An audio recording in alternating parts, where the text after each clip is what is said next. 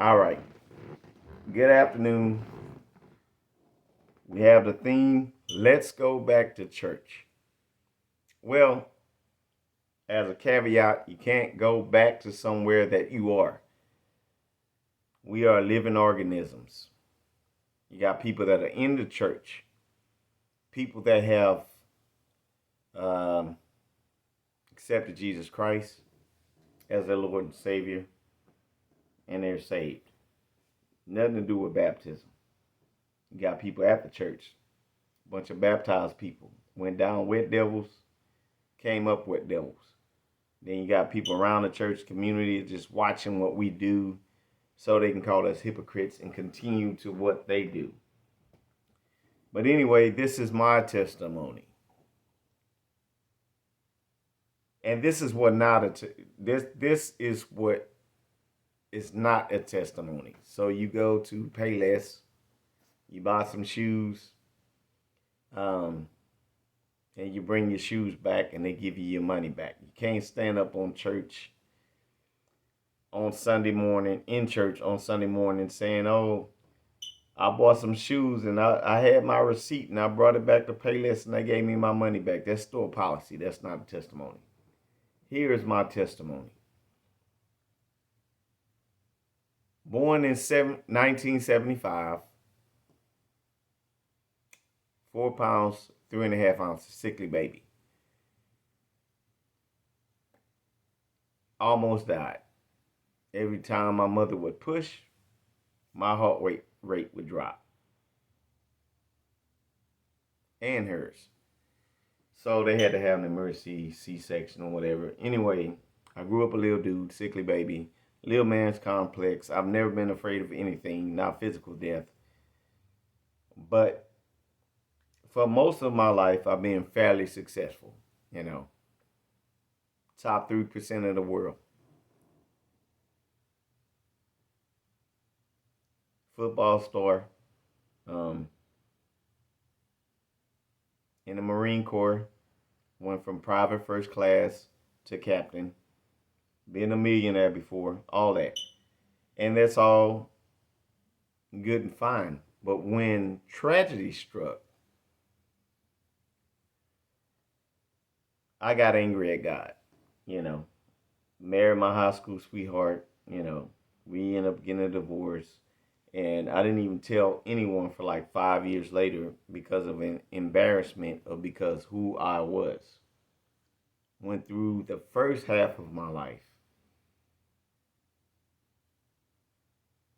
Didn't drink, didn't smoke, didn't cuss, didn't cheat on my wife, good father, all that. Youth pastor, all great. And when things went awry, okay, I didn't know how to deal with it. So I had a dilemma. I was sleeping in my closet. Thought about suicide. My best friend flies for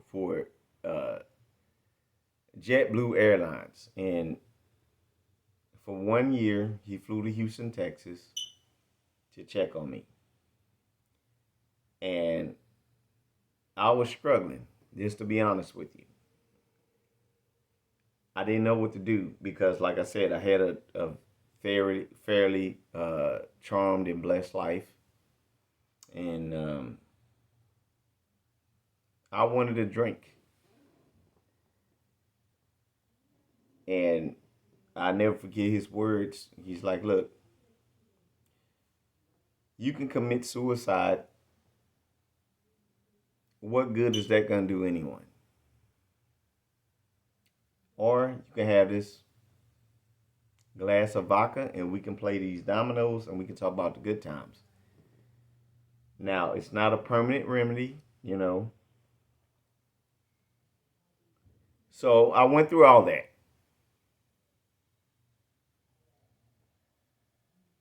So I'll say all that to say this. Sometimes in life, things happen that you did not anticipate. And as Christians, we have a responsibility to reach out to those that are going through exactly what I went through.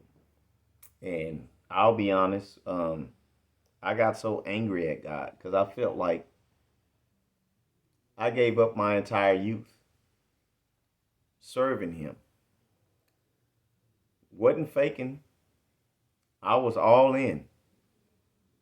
And I felt like, what was the point?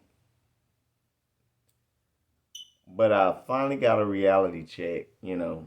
I mean, I didn't just drink vodka, I bought a whole bar, just being honest. And I remember having lunch one day, and I offered half my meal to a stranger. And 2 years later, after I built a relationship with this guy, he comes back and says, you know, I was going home to commit suicide that night. But because you gave me half your meal untouched, that let me know it was still good people in the world. And he's still alive. Now he's married. He has a newborn baby.